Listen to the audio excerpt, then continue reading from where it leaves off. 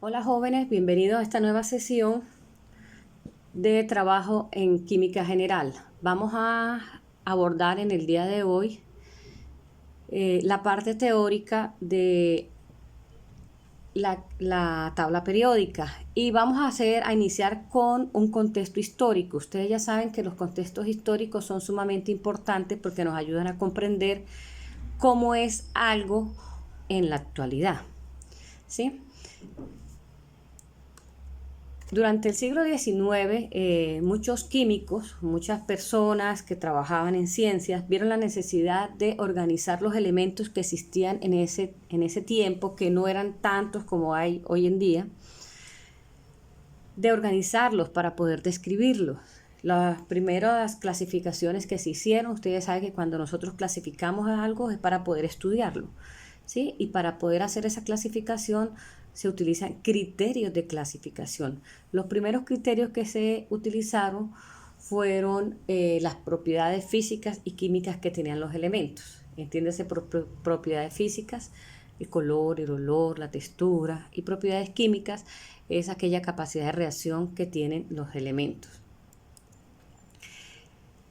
Uno de los primeros aportes es el que hizo Johann Dobereiner. Johann Dobereiner clasificó los elementos que existían en su época en grupos de 3 elementos. ¿Qué criterio tuvo Johann Dobereiner para clasificar estos elementos?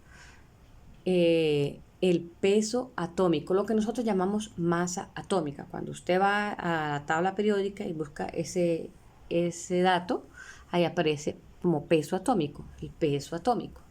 Pero ustedes ya saben que es la masa atómica. Entonces los organizó en orden crecientes. ¿Qué encontró él?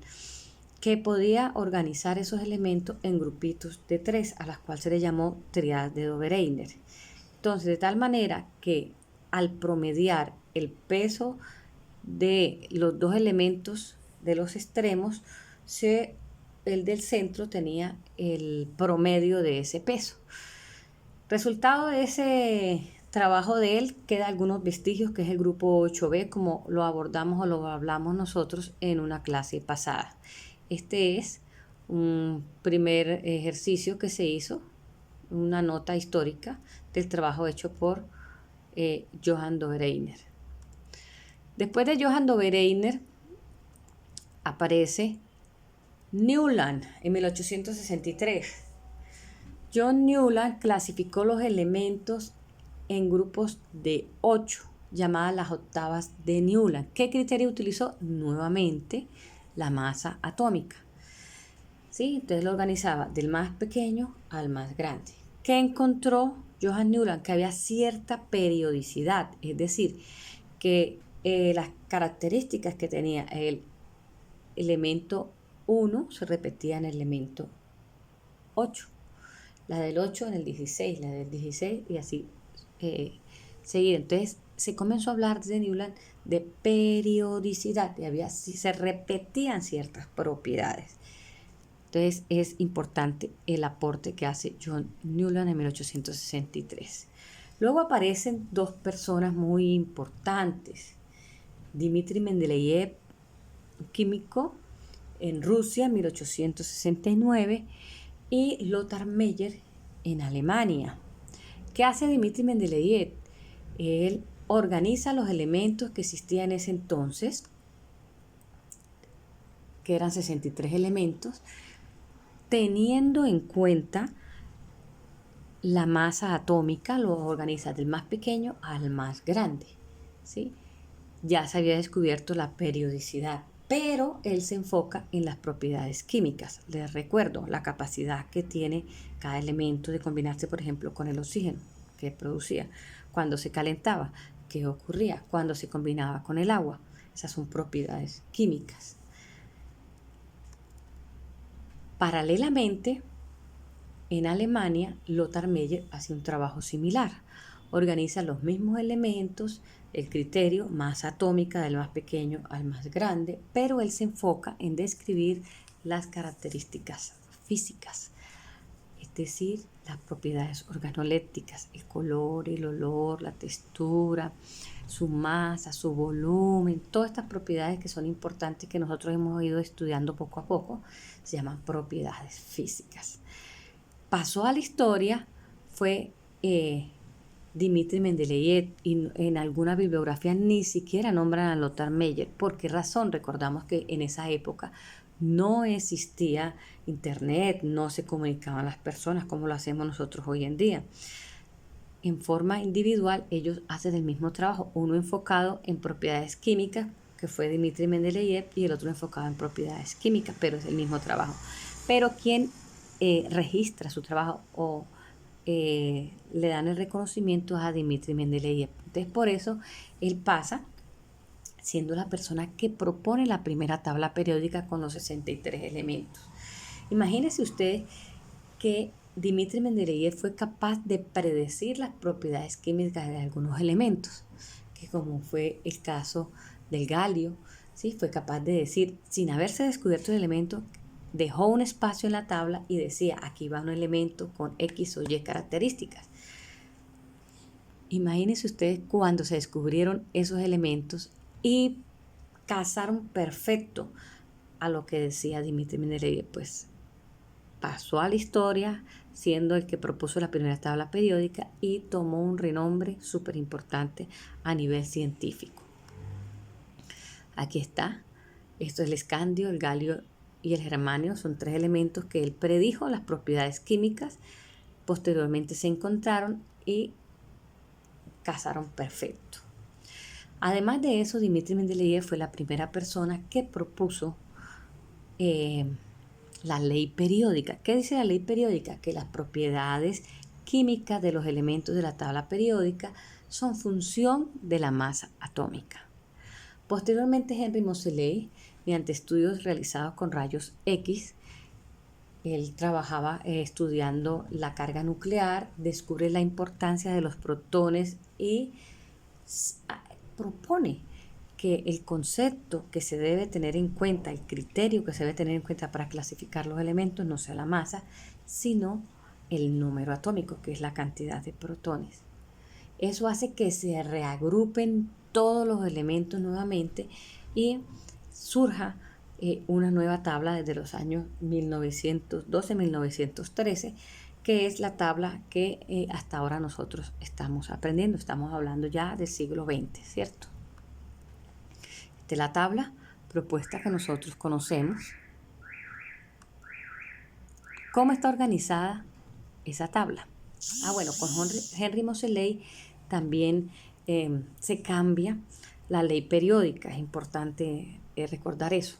Sí, porque recuerden que la primera ley la formuló Dmitri Mendeleev y se hablaba que las propiedades químicas dependían de la masa atómica. Al cambiar el criterio, pues cambia la ley periódica. Entonces se habla que las propiedades químicas y físicas de los elementos de la tabla periódica son función del número atómico, es decir, de la cantidad de protones que tiene en el núcleo cada átomo. ¿Cómo está estructurada la tabla periódica? Estos son conceptos que ya nosotros hemos visto. Mire que tuvimos que tomar primero estructura atómica para poder comprender un poco sobre tabla periódica. Entonces vamos a mirar aquí cómo se organiza. La tabla periódica está organizada en filas y en columnas. Las filas se leen de forma horizontal y esas filas se llaman periodos. ¿Qué nos representan un periodo? Los periodos nos representan los niveles de energía. Por lo tanto, ¿cuántos periodos existen? 7 niveles de energía. Hay 2 series, que es la serie que aparece en la parte inferior, que corresponde a la serie de los lantánidos y la serie de los actínidos. Estas 2 series, comienza con el lactano y con el actínido, van a corresponder al periodo 6 y al periodo 7. Ustedes ahora que estén con una tabla periódica si van a ver la secuencia del número atómico, que es 1, 2, 3, 4, 5, 6, 7, 8, 9, 10. Sigue así. Cuando llega acá llega al 55, 56 y luego se pasa al 72. Dice, bueno, ¿y qué pasa con el 57? El 57 está aquí, es lantano, 57. Quiere decir que toda esta serie va aquí. Y toda esta serie va aquí. Aquí es 81, no tengo mis gafas puestas, 81, el francio no, 87, 88, luego viene el 89 y pasa al 103, es decir, toda esta serie va aquí.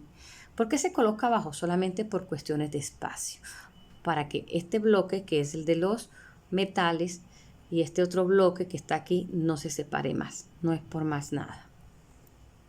Entonces los periodos son las filas horizontales. ¿Qué son los grupos? Los grupos son las columnas y ahí van a aparecer los elementos que tienen propiedades físicas y químicas similares, no iguales o idénticas, similares. Y los grupos nos van a dar, ¿qué dato súper importante? Los electrones de valencia, ya eso lo vimos en configuración electrónica, ¿cierto? Entonces vamos a tener filas horizontales, hay 7, ahí está, según el modelo de Bohr, el modelo actual que se mantiene. Recuerden ustedes que nos representan las filas, los niveles de energía. Los grupos corresponden a 18 grupos, entonces 18 familias. Teniendo claro, recuerden cuando vimos la configuración, que 8, 9 y 10 corresponde a un solo grupo, que es el 8B. 11 y 12 corresponde a la serie B también, 1B y 2B. Aquí aparece el grupo 1A. Vamos a mirar la serie de, hay dos series, la serie de los elementos representativos. Estos elementos que son súper importantes se llaman los metales alcalinos. Hoy los llaman metales alcalinos ligeros, metales alcalinos se llaman ellos. Comienzan desde el litio. Aquí de primero está el hidrógeno, pero el hidrógeno es un no metal que está entre metales. ¿Por qué aparece ahí? Porque él tiene un nivel de energía y un electrón de valencia. Entonces no hay otra manera donde colocarlo, pero es un no metal. De ahí para abajo el litio, el sodio, el potasio, el rubidio, el cesio y el francio son metales, elementos de cuidado, ¿sí? Muy importante, explosivos la mayoría. Son elementos que tienen la capacidad de producir álcalis o bases, reaccionan con el agua, van a formar hidróxidos y son peligrosos. Acuérdense ustedes, propiedades de los metales: tienen brillo, tienen lustre, son maleables, son de baja densidad, son muy activos. No se encuentran en estado libre, sino en forma de compuestos. Muy bien. Grupo 2A, metales alcalinos térreos, el berilio, el magnesio, el calcio, el estroncio, el bario, el radio. Metales son menos, sus propiedades metálicas van a ir descendiendo a medida que me voy para la derecha, van descendiendo. Son menos reactivos, no existen en estado natural. Esta es la serie B. Todos los elementos de la serie B son metales.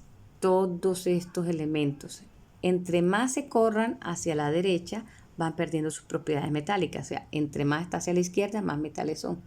Entre más se acercan aquí, son no metales. Por eso aquí vamos a encontrar unos elementos que van a tener propiedades metálicas y propiedades no metálicas, porque están en el límite entre los metales y los no metales. Los metales de transición internos, ahí tenemos elementos como el uranio. Elementos de las tierras raras también son metales. El grupo 8A, que son los gases nobles, todos son gases. Se les llama gases nobles porque no son reactivos o muy poco reactivos, porque hay unos que reaccionan pero muy poco, entonces se les dice no son reactivos. El helio, el neón, el argón, el criptón, el xenón, el radón, ¿cierto? Todos con 8 electrones de valencia, por eso están en el grupo 8, excepto el helio. El helio no tiene sino un nivel de energía, por lo tanto él no puede tener 8 electrones, solamente puede tener 2. Bueno, el grupo 3A, que es la familia del boro, el primero es un no metal, los demás son metálicos: aluminio, galio, indio y talio. El grupo 6A, la familia del oxígeno, los 4 primeros son no metales. El último es un metal. Aquí es súper importante el oxígeno, el azufre, el selenio, telurio. El carbono, uno de los grupos más importantes, grupo 4A, la familia del carbono, silicio, germanio, estaño y plomo. Los dos primeros son no metales y los tres últimos son metales. El grupo 5A, la familia del nitrógeno, ahí está el fósforo, el arsénico, el antimonio y el bismuto. Los tres primeros son no metales, los dos últimos son metales. Quedarían así: gases nobles, no metales. Mire que la mayoría de los elementos son metales, teniendo claro que si avanza hacia allá, hacia la izquierda, más metales van a ser, sus propiedades van a ser más marcadas. Si avanza hacia la izquierda, van a ir disminuyendo sus propiedades metálicas. Antiguamente, estos que estaban en el límite se les llamaba elementos anfóteros. Quiere decir que tiene propiedades metálicas y algunas propiedades no metálicas. Bueno, la mayor parte de los metales se encuentran en estado sólido, excepto el mercurio. Hay unos que son líquidos, son pocos los que son líquidos. Aquí hay algunas características: dúctiles, acuérdense que pueden formar alambres, son brillantes, tienen lustre, son maleables, pueden formar láminas. Acuérdense de las ollas de aluminio. Son excelentes conductores para la electricidad. Los no metales son todo lo contrario, son frágiles, poco brillantes. Se encuentran en la parte derecha de la tabla periódica, son buenos aisladores. Hay gases, algunos sólidos, otros líquidos.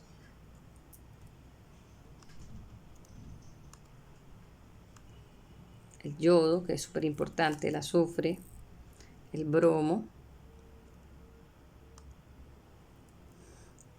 Aquí están las regiones de la tabla.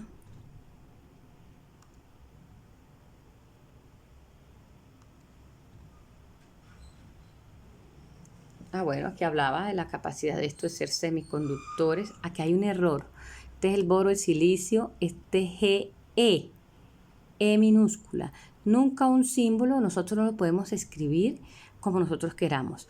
Los símbolos, los nombres de los elementos vienen de raíces o voces griegas o latinas. Entonces se escribe, si es una letra, en mayúscula. Si son dos letras, la primera en mayúscula y la segunda en minúscula. O sea, yo no puedo decir hidrógeno y escribir la H como yo quiera. Es H mayúscula. El germanio es G mayúscula y E minúscula.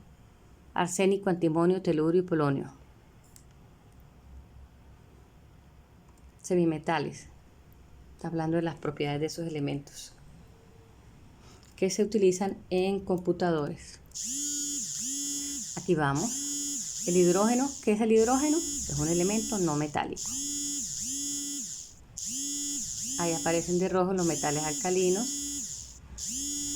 Ay, Dios, un minuto, voy a rechazar una llamada acá. Metales alcalinos térreos. Halógenos, mírenlos acá, grupo 7, métanse en la cabeza, halógenos, grupo 7. ¿Qué quiere decir halógenos? Formadores de sales. Los gases nobles, grupo 8, son elementos estables, que no reaccionan. La serie de los lantánidos, la primera. La serie de los actínidos, que va debajo. Todos son metales. Los metales de invención, se refiere aquí a los que están al grupo 1B, los elementos de transición, los metaloides, los que están entre el límite o anfóteros. Eso se llama geografía de la tabla periódica. Mire que uno en bachillerato las pone a ustedes a que hagan la tabla periódica, a que representen la zona para que sepan leer la tabla periódica. Porque va a buscar usted el cloro, el bromo, el yodo. ¿En qué grupo está? Se pierde usted en la tabla periódica, pero si usted sabe que son halógenos, se va para allá. Va a buscar el potasio, el sodio, el potasio. ¿Ustedes dónde están? Grupo 1. ¿Cómo vamos a estudiar los elementos? Los vamos a estudiar por grupos. Por grupos es como no tanto por periodos, no. Hay que saber los datos, leerlos, pero los estudiamos por grupos, que usted sepa por qué razón, porque usted sabiéndose los grupos se sabe enseguida los estados de oxidación y eso lo necesita para nomenclatura. Aquí están el bloque principal, es el bloque A, entonces está 1A, 2A, 3, 4, 5, 6, 7 y el grupo 8. Grupo y periodo, este es un ejercicio para que usted aquí escriba cuál es el símbolo de estos elementos, aquí para que le diga el nombre: helio, fósforo, sodio, magnesio, calcio, bromo, cadmio, silicio. Eso es excelente ejercicio escribirlo. El otro ejercicio es hacer feedback con su mamá, con su aga, con su hermano, con su compañero. Pregúntese, que se los pregunte, se los aprenden súper rápido, ¿sí? Y recuerde por grupo, símbolo y por grupo. Ok, chicos, terminamos esta primera parte. Para esto van a tener, acuérdense ustedes, 2 presentaciones que les va a ayudar en la parte histórica y en la estructura de la tabla.